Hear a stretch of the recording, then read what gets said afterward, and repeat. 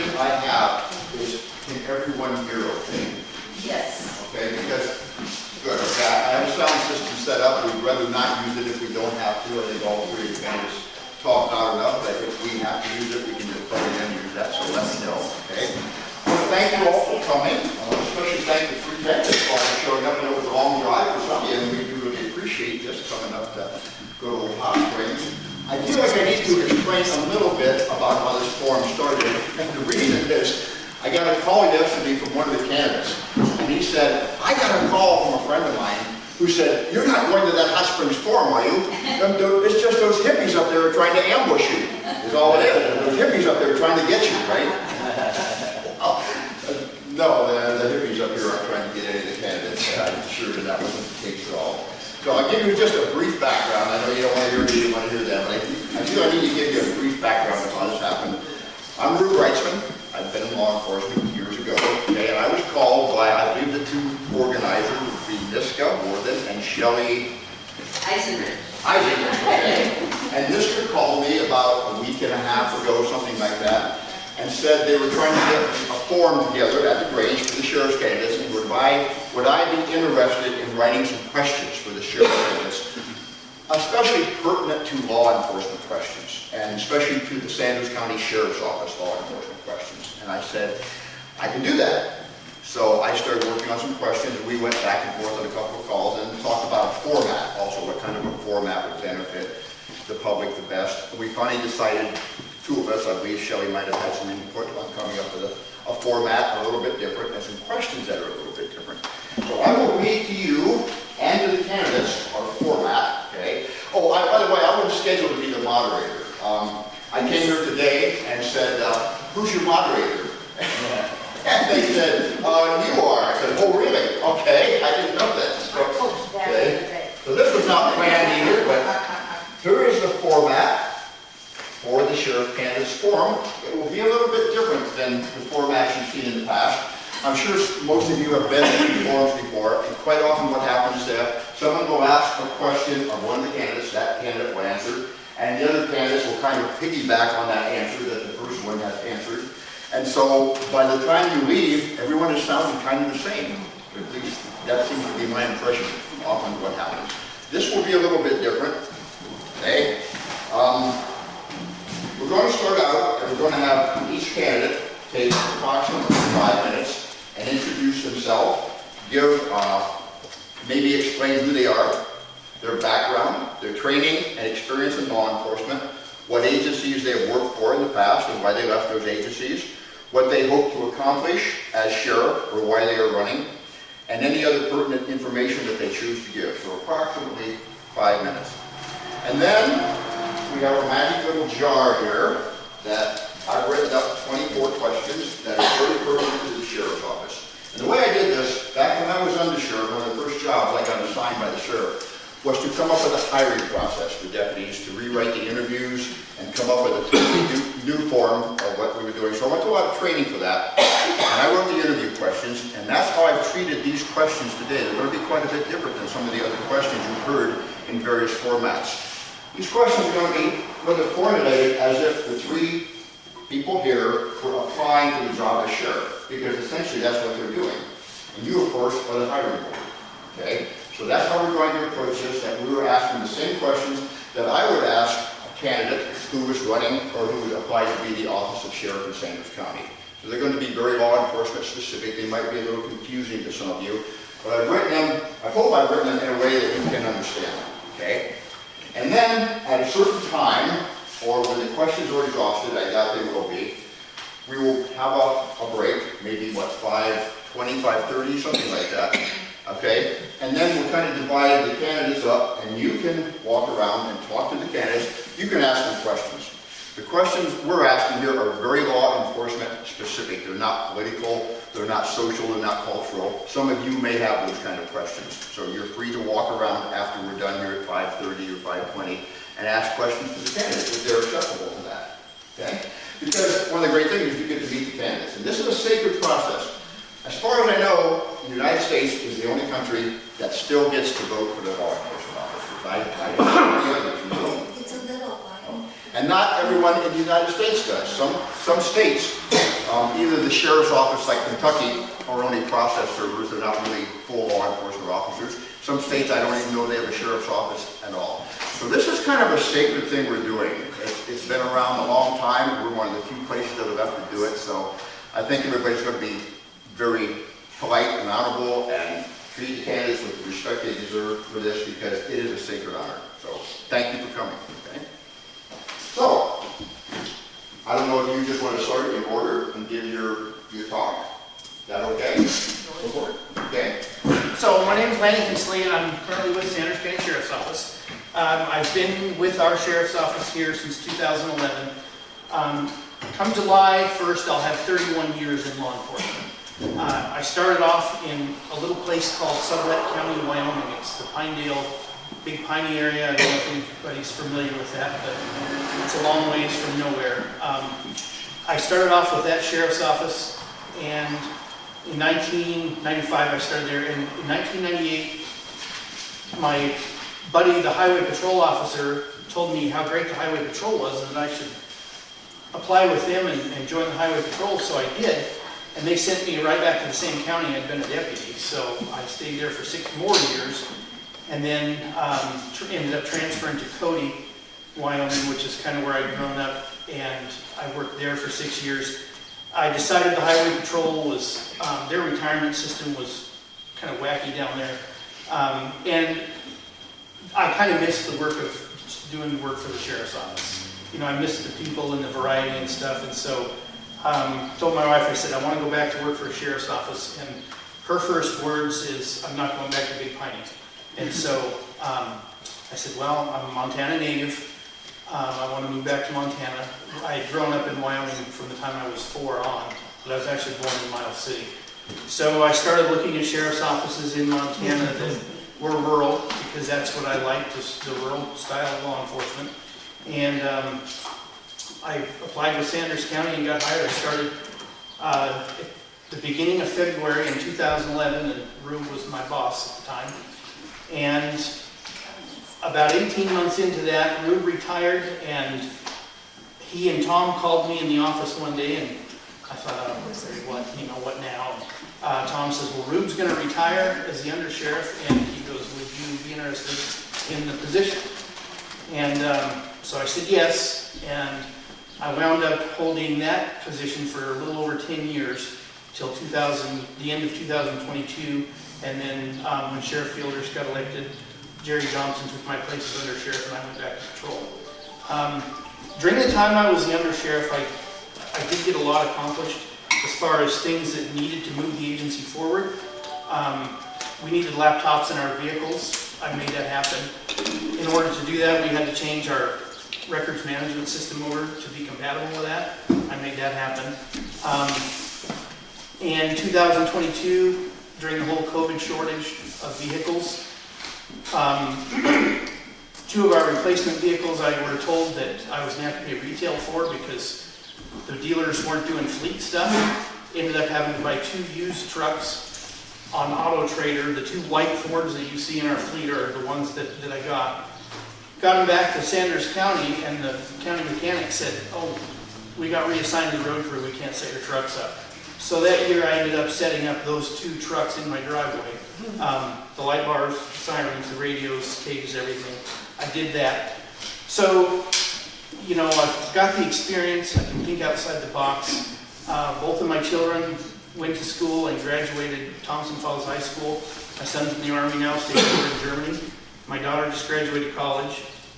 My wife has worked in the financial sector over there for, well, almost since 2012. And so, you know, we're invested in this community. And, you know, being a patrol officer, I see all parts of our county.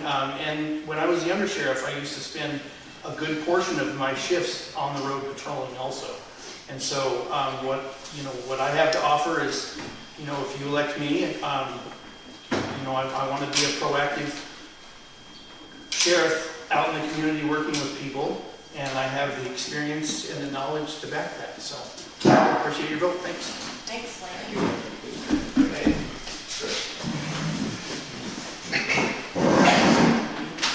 I'm Chris Raymond. I think I know almost everyone here. There's a few people I know. I was born in Texas, but I moved here in 2010 after my parents moved here in 2009. In 2016, I became a peace officer in Plains, Montana, and I worked there until 2023. And in 2019, I met the love of my life, Italia. She's here, and we ended up having 4 beautiful children in about 5 years. It was pretty crazy because the last set were twins, or the last time we had kids, it was twins. Things didn't go exactly as expected in 2022, so I ended up going to work in construction while I was still working for the company. And in 2023, I left Plains Police Department. One of the reasons we decided to settle here in Plains, in this Sanders County, was because I knew I could protect my kids here.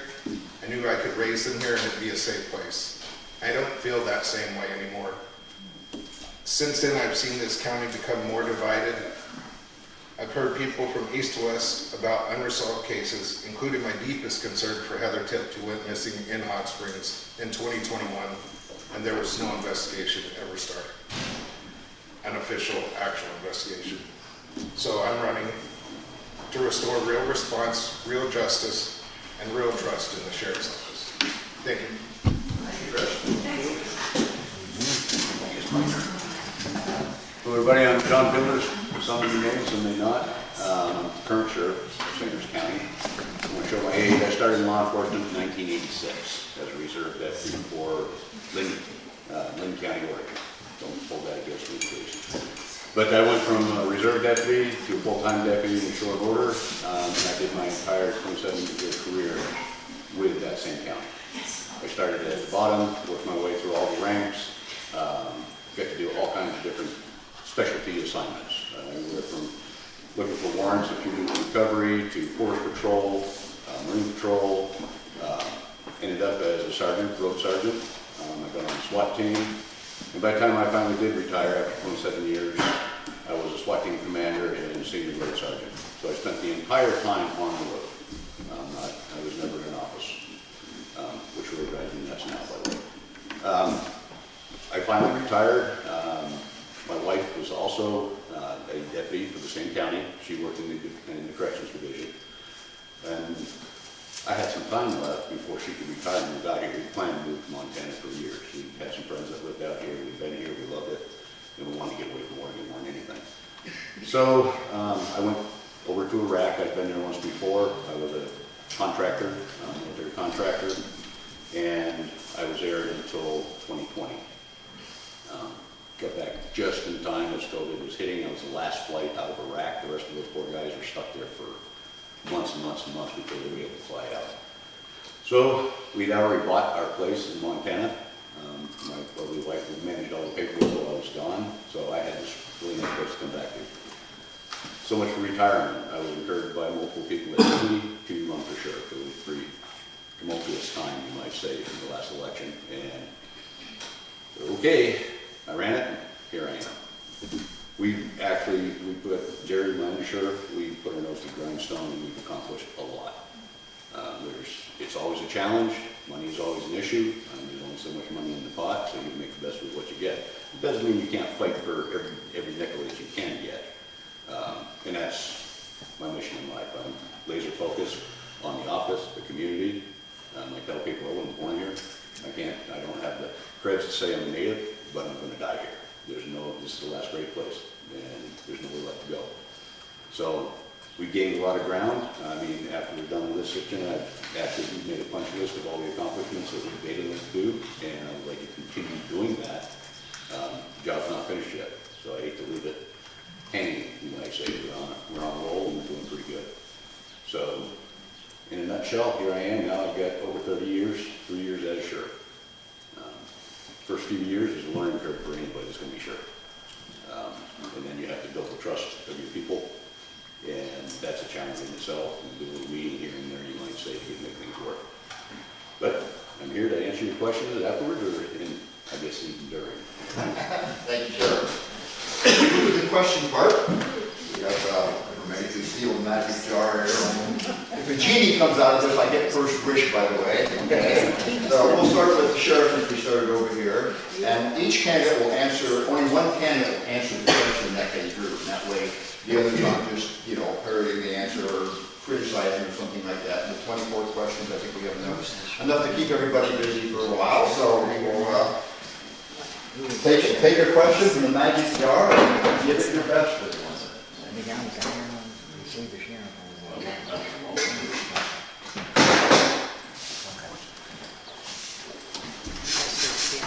I'll read it to the audience, please. Okay, can you explain a Terry stop?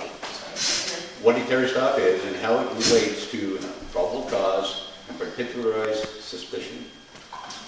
Terry stop is basically when you have somebody that hair stands up on the back of your neck and you're like, I need to talk to that person. A Terry stop is when you're going to stop and do a field interview. Basically, you're not arresting that person, you're not detaining that person, so if you're doing Terry stop, you're going to, hey, you got a minute, can I talk to you? And then they say, go pound sand, pretty much going to leave it at that. Surprisingly enough, most of the time they'll stop and say, yeah, what do you need? And then as you start building questions and whatnot, you can actually come up with probable cause to then hold that person there for a more in-depth conversation. The Terry stop is just literally, hey, how you doing today? What's going on? That kind of thing. But police officers, after a certain amount of time, will get to the point where there's something wrong with that scenario. They're just in the wrong place at the wrong time. What are they doing out here at 2 o'clock in the morning behind the building type thing? So those are people you want to stop and talk to. So I think that pretty well covers that. Particularly the suspicion. I mean, it's, again, that's not probable cause. That's suspicion. But that also builds to probable cause. So as you go from the Terry, you get into more suspicion, and then if you get probable cause, then they very likely may end up in arrest or at least holding people until you get the questions answered that you want. Thank you. Great, June's wrist. Rub it first.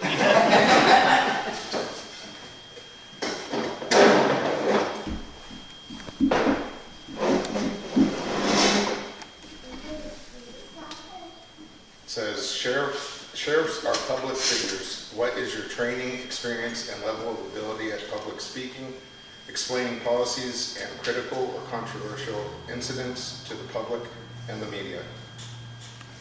I'd say I'm a better investigator than I am a politician. So this is my experience public speaking and the past meet and greets I've done this year, basically.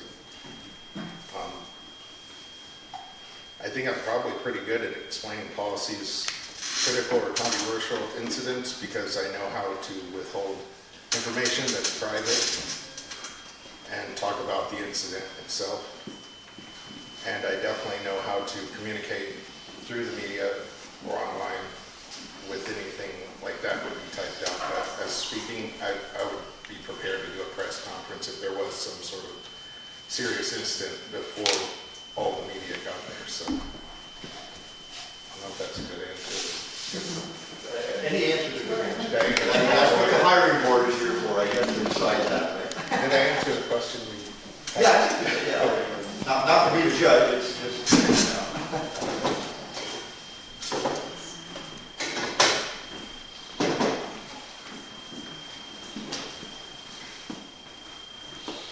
Describe the concept of reasonable and prudent and how it relates to law enforcement. I am very much a proponent of spirit of the law versus letter of the law. I think, especially in rural law enforcement, you know, just because you can issue a citation to somebody for every tiny little infraction, does that mean necessarily you have to? No. You know, reasonable and prudent, I think that all boils down to officer discretion. And I think officer discretion is one of the most sacred things we have in our culture in law enforcement in this day and age that doesn't exist in a lot of other places in the world, because they don't have that level of discretion. They can't make those kind of decisions because of the way they're structured, whether they're part of the military, they're part of a federalized police force or whatever. We're unique because, you know, like was said earlier, we elect our law enforcement with sheriff's offices. And I think the sheriff, his role in this is making sure that he has an agency that cultivates good officer discretion. And so these officers are out enforcing the law with the level of discretion that is appropriate for that community. Would I, if, you know, my style of law enforcement and the way I take care of problems and handle things probably would never fly in Seattle or Denver, because it's rural law enforcement.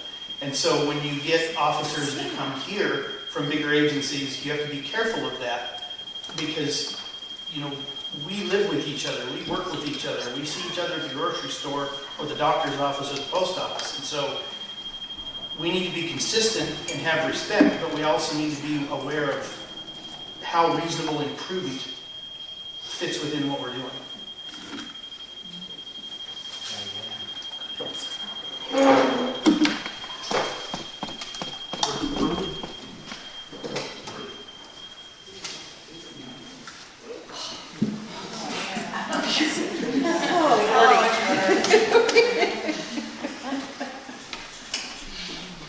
Can you tell us about MACO, the Montana Association of Counties, what their function is and how you will use their resources to help the Sanders County Sheriff's Office? MACO is basically our insurance company. If people that when we say you got sued, and if you're doing your job, you're going to get sued. It happens. MACO is the one that come in and go to that for you. MACO is also huge. Is it louder? Okay, sorry. Just a little bit. MACO's, they are a great sounding board when we have questions of, okay, how are we going to do this? Should we do this? Dealing with personnel. We have a personnel issue. It's like, you know, this is going on. Should we go, we're thinking about disciplinary action. What's your recommendation on how to go about that? These are the people that we talk to so we don't get ourselves in a pickle and get sued worse. But basically, MACO is the one that insures the county and the sheriff's office especially. And as far as using them, we do it regularly. We're contacting them, asking them, you know, what's the best way forward, what's the best legal way forward, so we don't do something that will get us in the line. Thank you.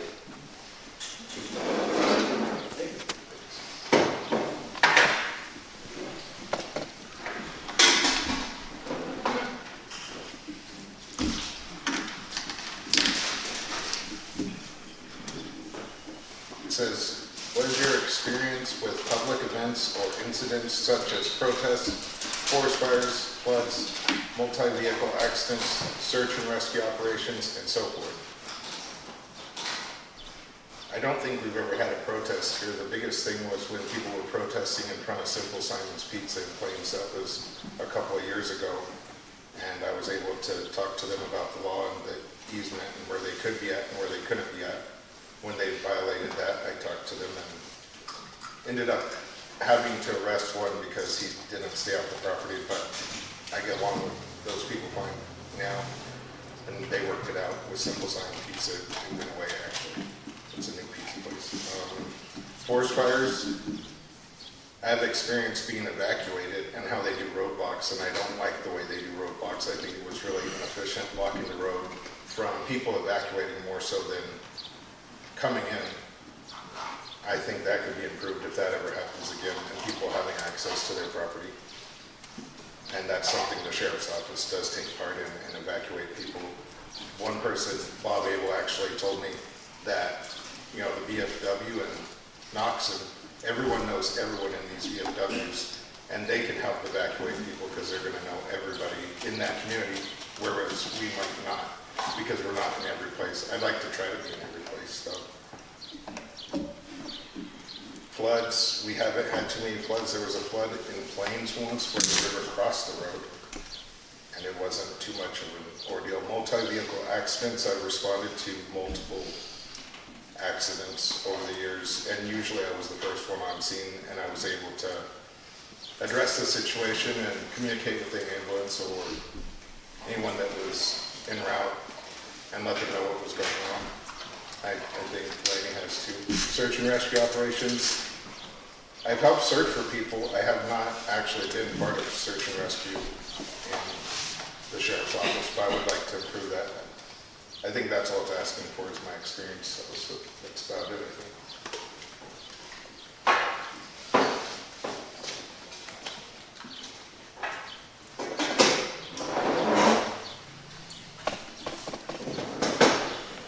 Tell us what the different levels of post police officer standards and training is, what that stands for. There are, and what your level is, either Montana or another state. Actually, on that table back there is all my certificates, and you can see those for yourself, but I'll just go through them. At a peace officer level, there's basic, intermediate, and advanced. And beyond that, there can be supervisory, command, and administrative, and I have all 6 of those. There's certain time you have to be on to get those certifications. And there's a certain amount of hours that go with that experience to get to the next level. I was also in Wyoming, I had reached professional level of certification, which is same as our advanced here. When I moved to Montana, I took what was called the equivalency test. So I went through the 2-week equivalency course, which is where Montana agrees to recognize your post-training if you're from another state. And I had been through Peace Officer Basic, Detention Officer Basic, and the Highway Patrol Officer Basic in Wyoming. And I think when I added those all up one time, it came to 36 weeks of basic training. Montana recognized that after I went through the EQ class, because Montana and Wyoming are very, very similar with the way their state statutes are set up. There was a few nuances with Montana, and that's what they go over in that equivalency course.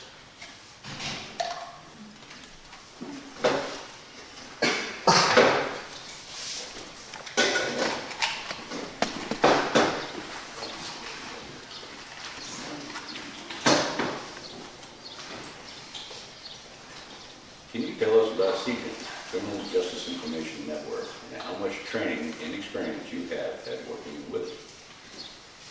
Well, didn't have it until I became sheriff, quite honest with you. The training in it, you have to be certified. You have to take, basically it's an online class. You have to go through and do the reading on it and take a test, and you have to do that regularly. I think it's yearly. But what that does is our computer files, they're not for the public. So basically you have to take a security test and whatnot, so what you can and cannot do with the general public, you just can't talk about.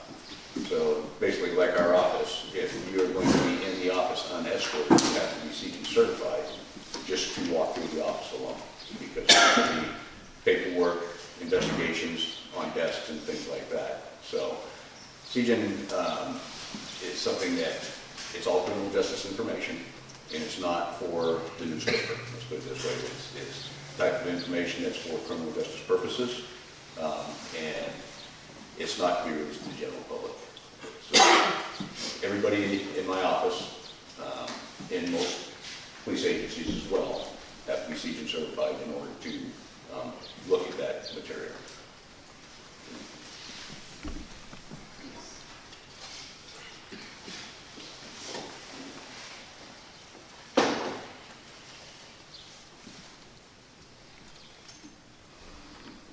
It says, can you describe the National Crime, or it says NCIC, National Crime Information Center, and what role it plays in law enforcement? Basically that, when you talk to dispatch and they run something through CJIN, they are the agency that has all that information and sends it out. I know when they go down, it's a real problem if you're on a traffic stop, because you don't know anything about the person you're stopping, if they have a license, this kind of thing. But it's almost exactly kind of what he was talking about, CJIN. They're just on top of all that. So.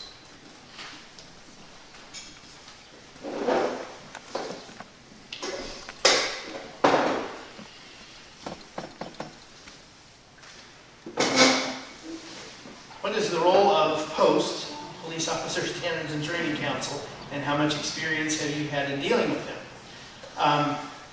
So the previous question I had, POST oversees officer training and certification within the state of Montana.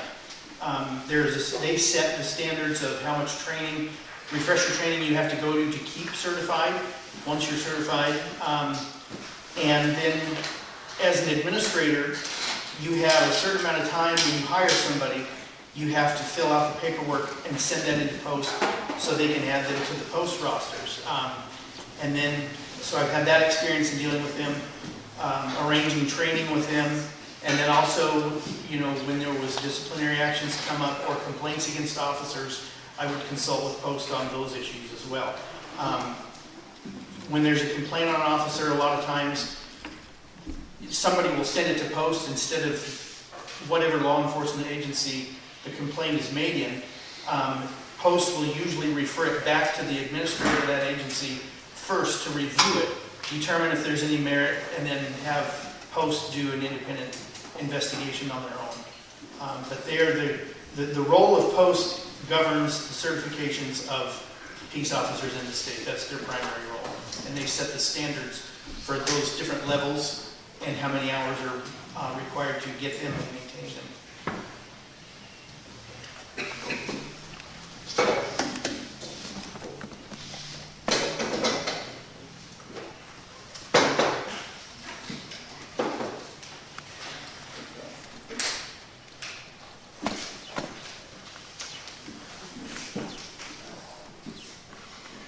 Sheriffs often end up as incident commanders.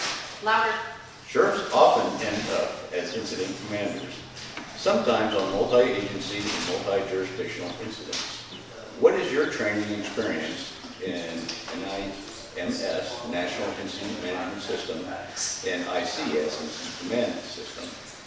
At what level of incident command have you been trained? I've actually done a lot. I'll go back to Force Patrol. I was in charge of almost every search and rescue operation.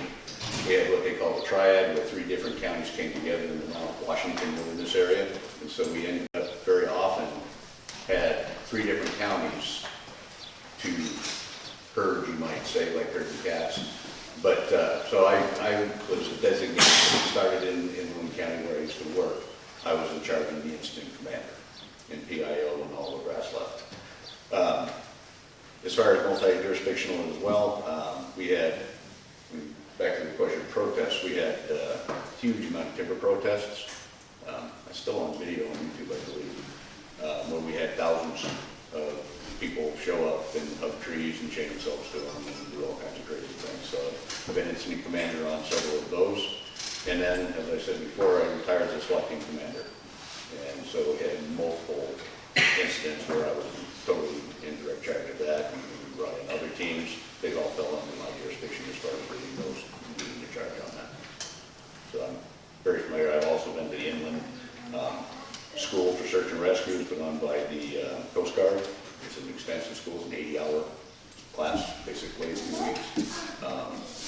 Where from map reading to down aircrafts to you name it. So I've had a lot of experience in incident command.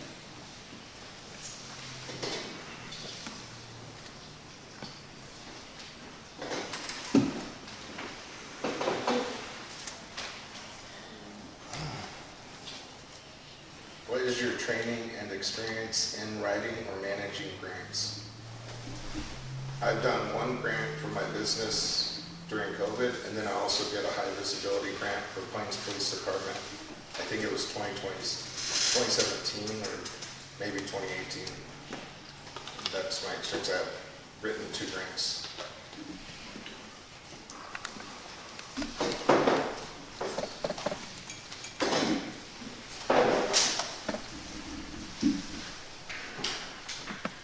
Sometimes the sheriff has to act as a PIO, Public Information Officer. Can you tell us the role of a Public Information Officer, the legal obligations of the public's right to know versus the legal restrictions of the criminal justice information and someone's right to privacy?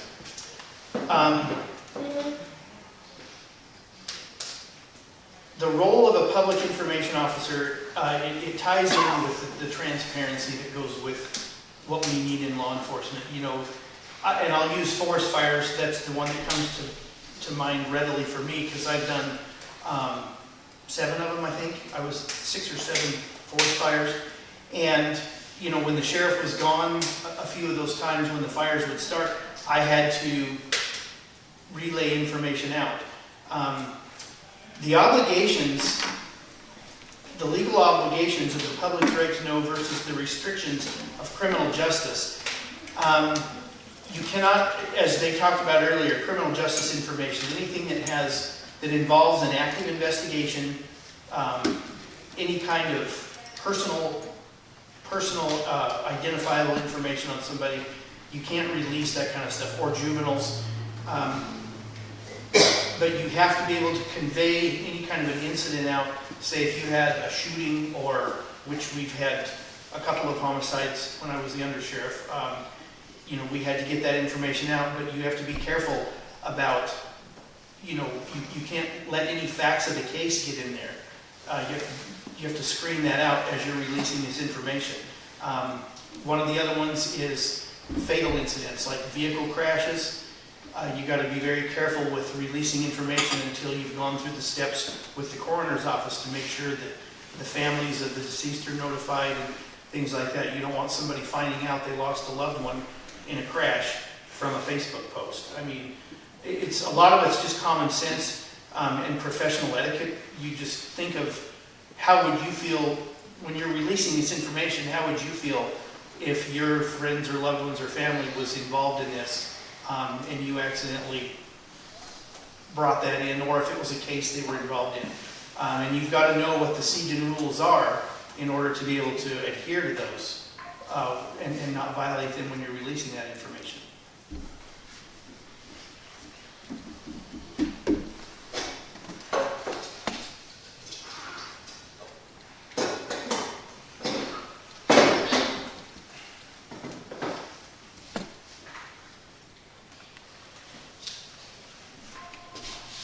What is your training and experience in handling public sector budgets and the laws regarding them? Well, I spent the last 3 years working with budgets, but even prior to that, I had to work the budget for my previous SWAT team. The previous SWAT team was 40 people, and the budget was almost 3 times larger than the budget I have now. I think I spent more than that for the SWAT team than we have budgeted for the sheriff's office here. So I have quite a bit of experience, but again, the pot's only so big. So I was told multiple times I need to trim my budget a little bit and tuck in the edges. Here, it's always going to be a battle. It's a matter of priorities and whatnot. I'll always fight for as much as I can possibly get because I believe in giving the people of this county the best public safety as I can possibly give them. So I ruffle feathers here and there, but I will always fight to get the most I can as far as that's concerned. The budget, once it's set, you just got to be, it's no different than at home. You get a certain amount of money, you got to make it last a year. And so you need to be a little frugal with it at first in case strange things happen, things break down, and major incidents happen where you have to spend money that you weren't expecting. So you always want to make sure there's something in the pot to fall back on if you need to. And you don't do any major spending until you get to the end and you think you're safe to do that. And then you try not to spend it to zero. But I've had quite a bit of experience in the budgeting aspect as far as that's concerned.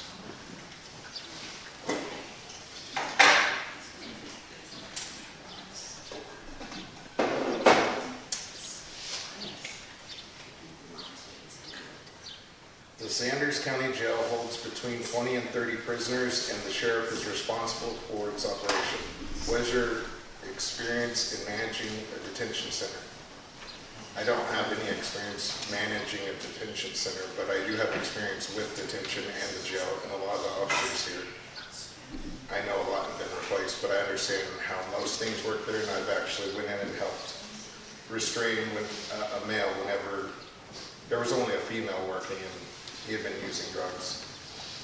I know how to manage people. I don't know what else I can say for that, but I'll try to answer my questions fast because people seem bored.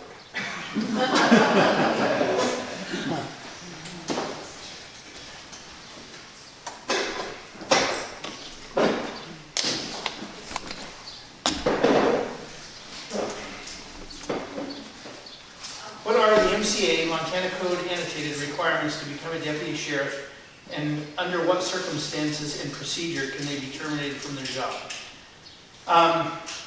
Without looking exactly at the MCA, I can't tell you exactly what all of them are, but I can say what some of the big ones are.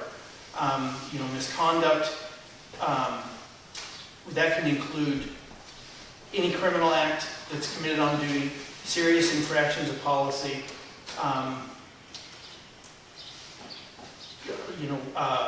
mishandling evidence. The circumstances and procedure that they can be terminated, those are set forth a lot by your agency's policies. But there are some, you have Montana Code annotated, which that's the statutory requirements for the job. So you've got to be a citizen, you can't be a felon, you have to be able to handle siege and information, and I think you have to be over 21 years of age. And you have to be certifiable. You have to meet all the physical requirements that the academy sets forward to get your certification. The termination part, it's case specific. So, there could be a pattern of things that an agency decides to terminate for, or it could be one big thing that an agency decides to terminate for. They may they may call MACO for guidance on that, because they want to protect the county from a wrongful termination. So you would get your guidance from MACO and from your county attorney on those things. But like I said, the big ones, anything criminal is pretty much going to be a fireable offense. And then you have your ethical things that are going to be fire. If you've got officers that are, treating people differently in the public in exchange for breaks on speeding tickets or cases or, things like that, those are things they can be fired for. There's just a lot of things there. You have your MCA, which determines that, but you also have your administrative rules of Montana. They call them ARMS. Those are more specific with peace officers and the criteria to dismiss them and remain qualified as well. So a lot of it's going to be, my basic answer to that would be just case specific, but I know where to look to find the answers.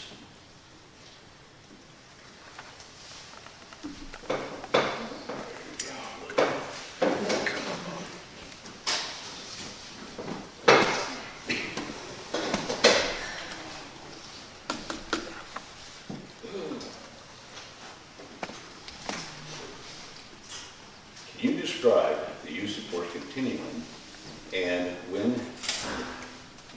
different levels of force are justified? Well, the first level is presence. There's several different levels, and you can go from presence, going up to talking to somebody, all the way to the top that quick, depending on what happens. But then, basically, the force continuum is what is reasonable. So if we go up and talk to you, just your command presence, that's actually the first level of show force. Next is that you have to put hands on somebody or give them orders or commands. And then it goes all the way up to lethal force. And they break it down into a force continuum, and what happens a lot of times is new officers especially get kind of wrapped around the axle. It's like, oh man, I gotta check that one off, I gotta check this one off, and check that one off before I can get up to here. So it takes a lot of training, and the training is huge when it comes to the force continuum, because like I said, you go talking to somebody and they all of a sudden reach for a gun, where do you go from there? You skip 2 through 9, and you go right to 10. But there is a continuum, there's reasonable levels of force. Basically they go fist and cuffs, while we go with a taser or a baton. They pull a knife, we go right to the gun. And there's several in between there. But there's a force continuum that you have to abide by, and that's when juries will look at that. You see use of force cases all the time in the news and whatnot. Some of them don't turn out very well, but people don't realize as well, though, they're not there at the moment. So you got to be able to articulate whatever force you use. Where was it on that continuum? Was it you're allowed to use one level of force up from whatever's being used on you? And that's one advantage of why we have the bad belt with all the boys. But that's, they continue, you have to be ever so careful about it. It's real easy to go too far on something that could be, I mean, if you get somebody in cuffs, you rough them up after that, you're done. You see what I mean? So, but anyhow, the force continuum is something we constantly go over, and then something that has to be trained regularly.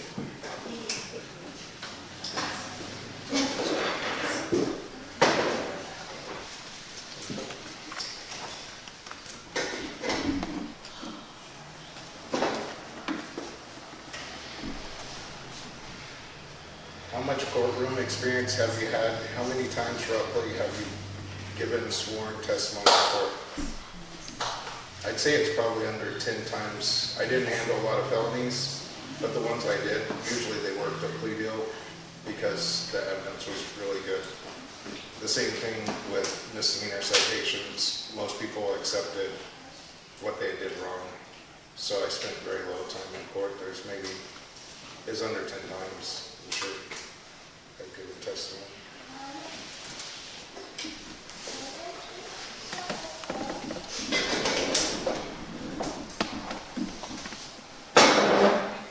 You explain what role the county commissioners play in the sheriff's office and how you and the sheriff's office will function within that role.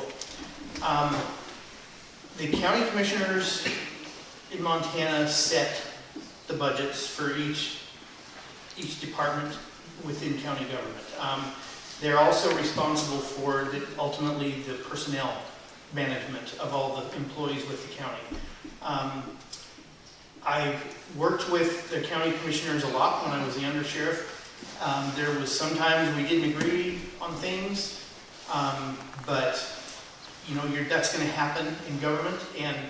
But I think it's in the public's best interest for everybody to at least try and work things out, because if you don't, the public is who pays for that. And I don't think the public elects people who are going to, you know, fight like junior high kids. And that's what happens. You see it all over the news. It happens all the time in these other places. Look at Washington, D.C. right now. I mean, people in this country, I'm one of them, are just politically fatigued with the inability of elected officials to get along with each other. And, you know, that may mean working some extra hours. That may mean having to compromise on some things you really didn't want to. But at the end of the day, you have to ask, what's in the public's best interest? So that's how I would handle that.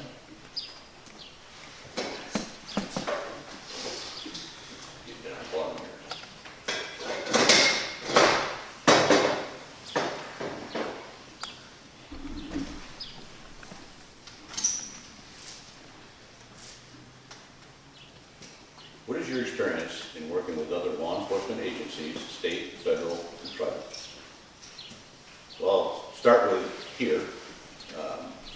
We work quite closely with the Thompson Falls and Claims Police Department. We're always interacting. We're on the same computer system, so all our reports or whatnot. We interact with Hot Springs, probably not as much as the other two. The Federals, we really did some repair on that with the mostly Border Patrol. The relationship wasn't quite that good when we came in. But we actually have a really good working relationship with Border Patrol now, to the point where if we pick up an illegal that they want, they literally, I'll hold them and they'll be down within hours to pick them up. So it's not somebody that I have to throw in the jail and set on for days at a time. I think the longest we've had to wait is like 4 hours. And they're down there. We have a good report with the FBI, the ATF, and as long as a firearms dealer, ATF has been taking away for a long time, trust me. But actually, the guys that come up out of Missoula, they're actually pretty squared away. They're not out trying to take people's guns for the most part. And sometimes we have some really bad guys that federal law will get them out here permanently. And so we work well with them. But yeah, I enjoy working with the other agencies. We just don't have enough manpower. So other agencies and even the feds, sometimes. But when we get more people to come in and help us do the job and get the bad guys out, we work with it.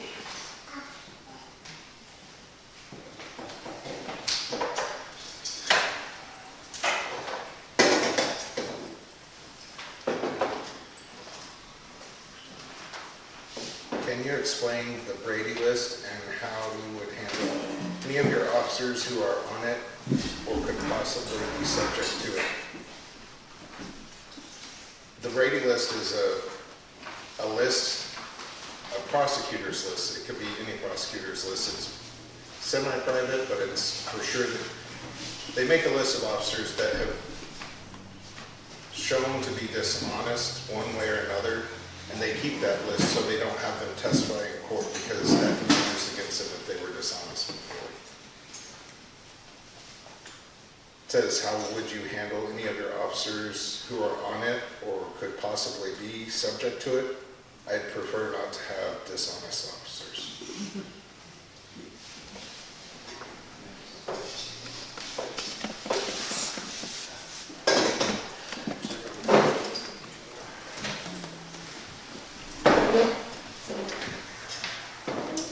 What is your training and experience in law enforcement leadership? I kind of already have gone through some of that with the different levels of certification, and you know, when I introduced myself, 31 years as of July 1st is how I've been in law enforcement.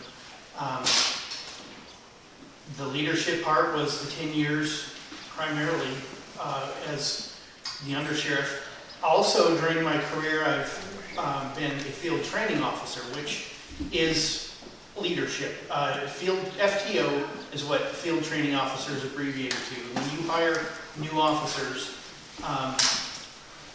they have to go through training, and that was one of the things I established within the sheriff's office was a recognized formal field training officer program instead of just, you know, the old days of here's the keys, can you work night shifts, and you're on your own. Now it's evaluated daily, and you know, those are, it goes for different phases. And so, you know, in addition to the administrative stuff I did for the 10 years as undersheriff, I've also had occasions to train other officers outside of that administrative leadership, which is you're basically the first line supervisor when you're an FTO on somebody.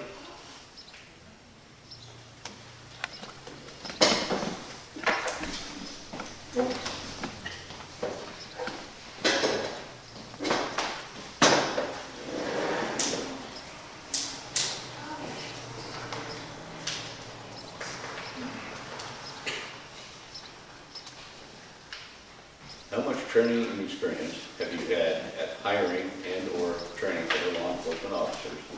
Can you tell us briefly about the hiring process?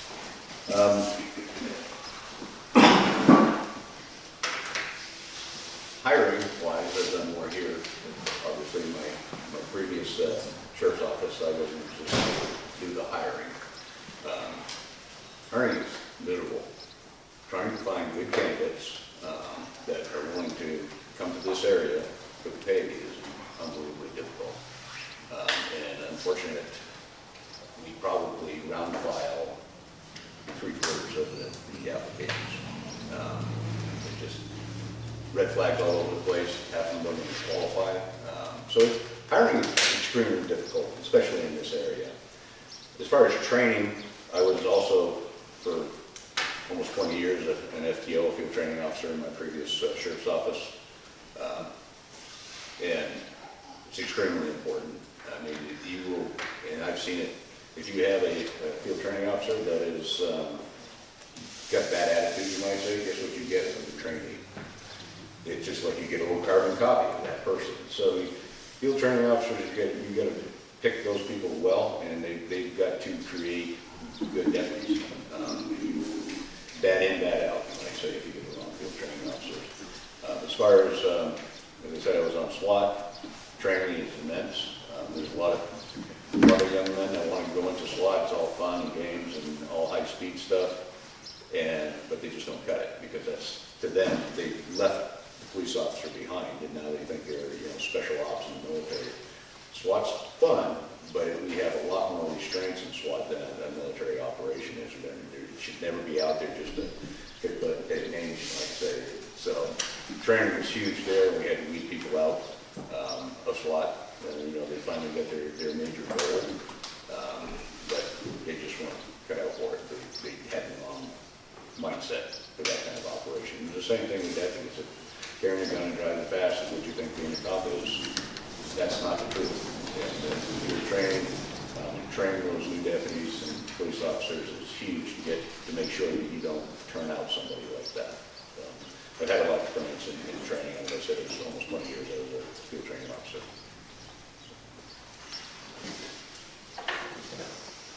I think these are the last two questions.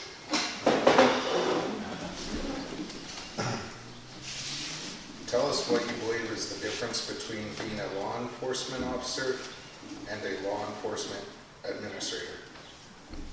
I always use the word peace officer because we keep the peace. I think what it's trying to ask, Rube's here, so I think you have to make sure that your officers have the tools they need to do the job and they're supported in doing the job and making the right decision, sometimes in split seconds. So that's the difference, is being on top, you've got to support all your guys. You've also got to lead by example and be out there with them. I think that's what I would say.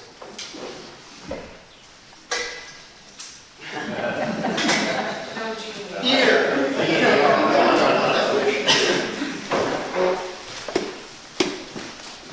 What is currently the most pressing problem facing the Sanders County Sheriff's Office, and how will you address it? Being in my role there, I may not be able to tell you what the actual most pressing problem is because I'm a patrol deputy now.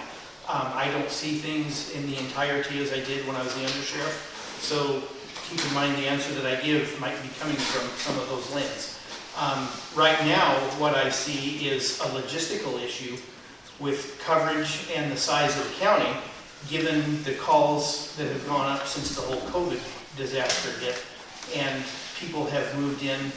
Our population has gone up, and anytime you have an increase in population, you have an increase in calls. It's just the way it works. And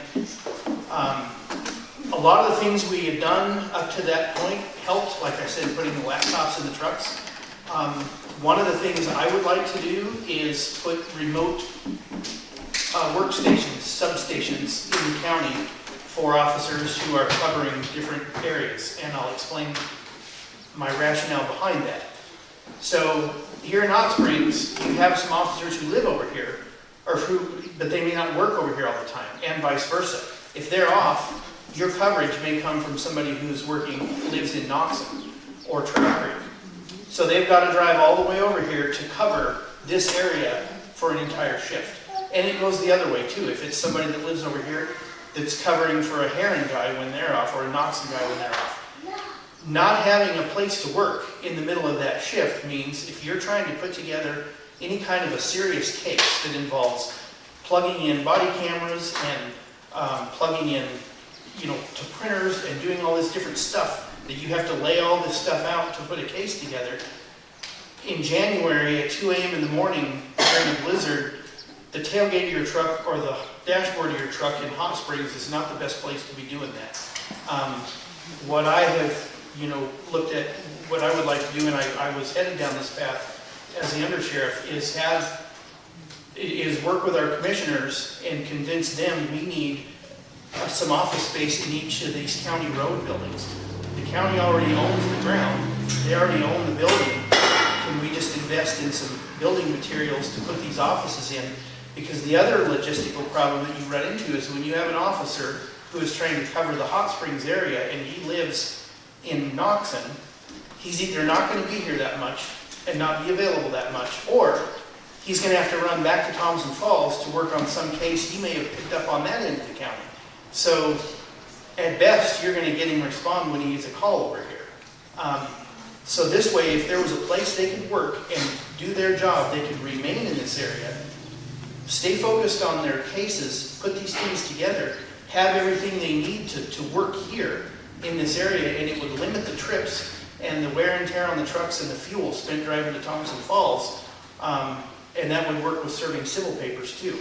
I've already talked with my prospective pick with undersheriff about this, about us, him and I, splitting the county in half, and once every couple of days, I would take the civil papers to be served to the west end, he would bring them to the east end, so officers who live in those areas could check on duty, go to those offices, get the civils, take them out and serve them, and then stay in that area and not have to drive them back to Thompson Falls all the time. So the logistics of coverage is is probably my best answer to that question. Thank you. I think that's all the questions, which is amazing because we had planned to go to phase 2 at 5:15. So these guys were very good at writing the questions, or they were very good at answering them. I'm not sure if people did the time, and I want to thank them. They kept to the subject very well, and I think they all gave some very good answers. I want to thank the audience for being attentive and listening. What we want to do in phase 2 here, we thought about how to do this so you all get to ask questions of the candidates, and we didn't want to do this asking just one at a time or anything like that. So we thought we would have them divide up into tables. And Lanny, I think, has a table over there. We can separate these tables. And then what we want is for you to feel free and come up and ask your questions to the individual candidates. And that way you get to meet them. Quite often, if you're like me, you only get to meet, the cops and going to the back or something like that, right? So you get to meet them now. You can ask them what questions you get to talk to them. So if you guys would like to divide however you choose to, that's acceptable to you?